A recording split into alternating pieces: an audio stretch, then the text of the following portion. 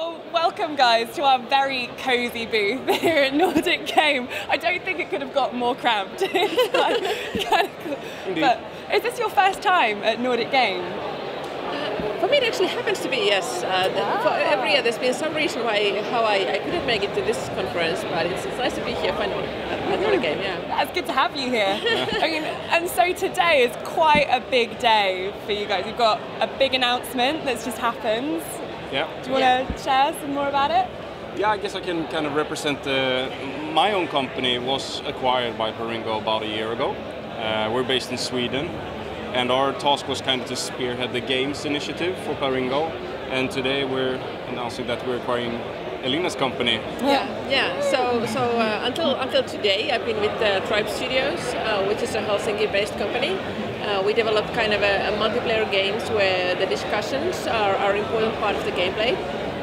So now we are becoming part of the Palringo. And basically our responsibility will be doing games inside their group chat platform. Because social gaming is huge now. We're seeing so many developers trying to integrate chat into their apps. Yeah. What are some of the challenges with that? I'd say that there are a lot of challenges, but I mean, obviously building a huge scaling chat environment is one thing in order to cater to big, large groups with broadcast simultaneously the messages to. For us, we allow up to 2,500 people to communicate within the same groups. So we're both doing native games for mobile, where we kind of bring in the chat, the leaderboards, the groups, the gifting and everything to the native games, the external games on mobile.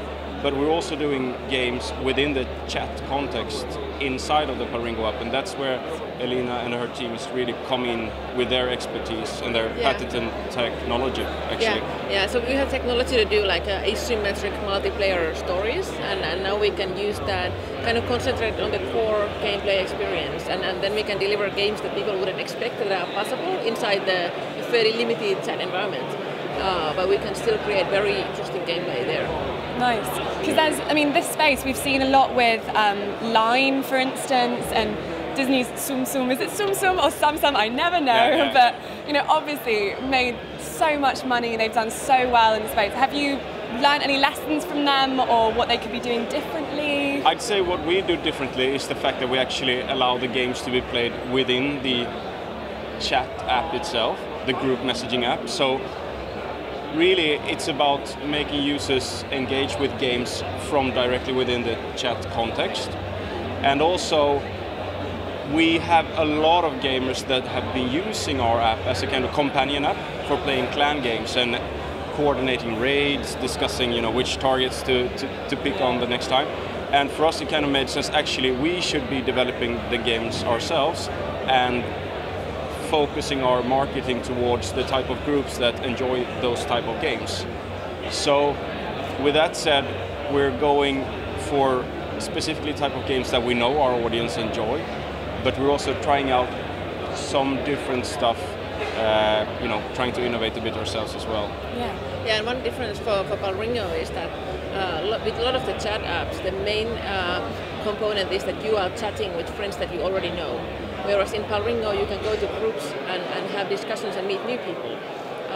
So it's a bit of a different yeah, I would say context. so. A lot of people actually kind of play text, pen and paper style RPG inside of the groups already, even without having a proper game system set up. They just, kind of act it out themselves. We have like simple dice bot utility that you can add to the group, so you can actually roll dice within the group and everyone see what the outcome actually is.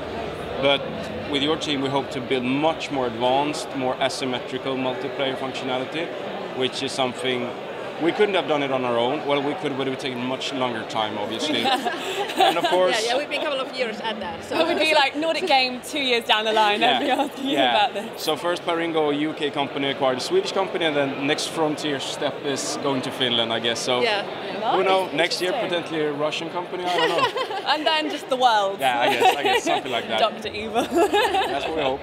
That's interesting. So you're designing games purely around this social mechanic, and that is the main thing. And then you're you're working out the type of game you can build from that. Yeah. So we have kind of the gameplay mechanic where the actions between the players are actually affecting the storylines and the games. So it's not kind of like just players versus the environment, but it's kind of player-to-player cooperative or competing mechanics, and that's something that we can use very well in this kind of a group environment. Nice. And I guess a final question, because this is evolving so much, and it's still quite fresh, really, as a technology. You know, we've only seen it coming out in the last couple of years. Where do you see it going in the next year, 2 years? Is every mobile game going to have a social mechanic like this? I think it's safe to say that what we see, at least, is it adds retention to games.